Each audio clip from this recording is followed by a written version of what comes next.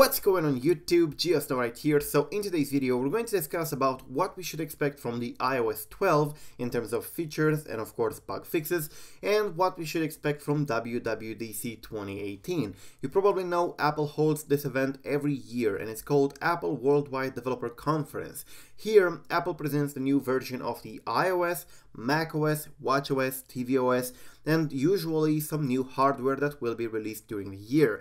Now we're expecting to see a new version of the Mac Pro, we're expecting to see an improved version of iOS, which is iOS 12, and of course watchOS and so on. But the rumors around iOS 12 are starting to come and they are not very good for those of you who are hungry for new features on the system. The problem is that Apple seems to be focused this year on fixing the bugs and fixing the problems introduced with iOS 10, introduced with iOS 11, and so on. If you remember, iOS 11 has not been a smooth transition from the iOS 10. There have been a lot of problems, especially in the beginning, with battery problems like restarts or very short life of the battery and throttling and so on. So iOS 11 has not been short of problems. And of course, this made Apple to decide to transform iOS 12 into a bug fixes update. Now the rumors have been posted at first by Mac Rumors in here, and they said, quote, Apple has delayed some planned iOS 12 features until next year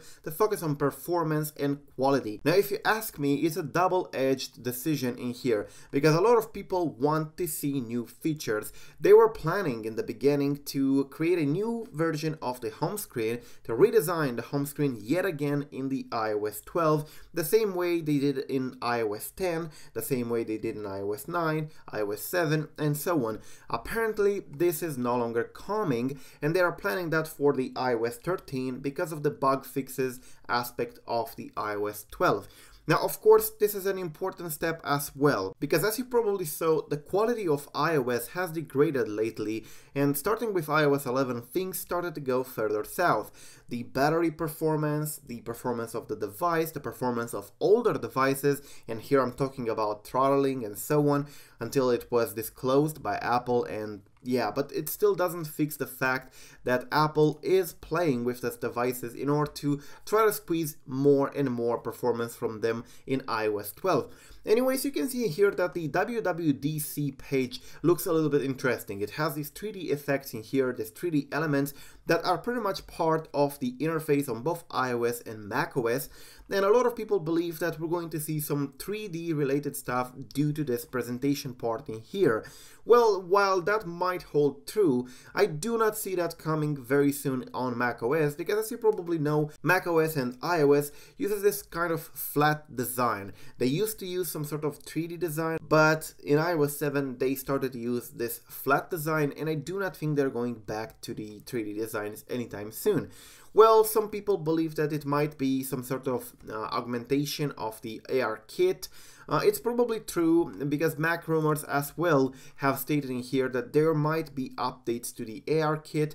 There might be new Animoji characters introduced in iOS 12, so it will not be completely featureless. It's not going to be only bug fixes, but the features won't be very major, and it will definitely not be what they planned in the beginning. So in terms of hardware, we're going to get apparently a new version of Mac Pro. That's a rumor, it's not verified, but we might get finally a version of the Mac Pro that is up to standards. So you probably remember this computer is a very good computer, looks very well, it's overpriced of course, but it looks very well and it's powerful, but there is a problem with it. It hasn't been updated since 2013, and of course since 2013 there have been a lot of changes into the computer industry, and this computer has to start to catch up finally. So we're going to apparently see a new version of this computer, and it's going to be nice because this is a very good computer, especially for video producers or for people who need a lot of horsepower from their computer. But with an outdated computer you can't do much of a thing, so it's good to see an update coming for this device.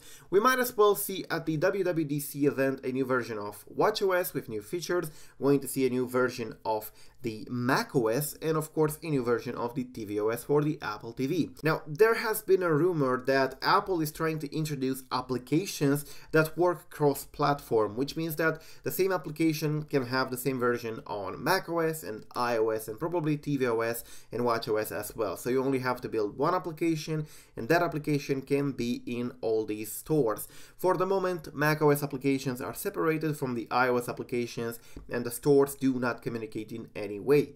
But if Apple introduces that, it will be pretty much like Windows Phone back in the days, when they tried to pretty much make the Windows Store to contain applications that would work on both the PC and the phone and the tablet. So it's pretty much the same scenario in here. If you're interested and you want to watch the keynote, you will be able to do so on this page in here that will be available in the description down below. You can add it to your calendar and you will be notified when the event starts, and you will be able to see the event live and see exactly what they present.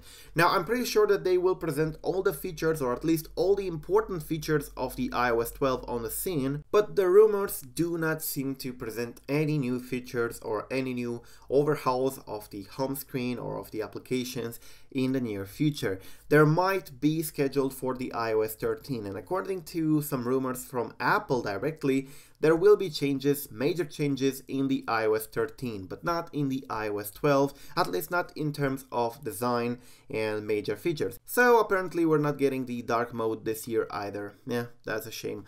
But anyways, after the WWDC event, we're also getting the Mosaic security conference, which is also important for the jailbreak community. You probably know that the Mosaic is organized by Pangu, a jailbreak team, and POC, which is a Power of Community. And here we're going to get an important talk in the iOS security, and of course that is from Ian Beer, and as you can see here, it's quote, build your own iOS kernel debugger. Now this is very major for the jailbreak community, and this will be a very important talk. This conference happens after the WWDC. This one takes place on June 22, and the WWDC takes place next month between 4 and 8. So yeah, this is pretty much it, guys. Thank you for watching. Yeah, not a lot of news about the iOS 12 right now, not a lot of features planned, and apparently not a lot of features leaked for the moment, but I will keep you updated with anything that's going on in that area. Thank you for watching. I'm GeoSnow, and do not forget to subscribe to stay updated. Peace out.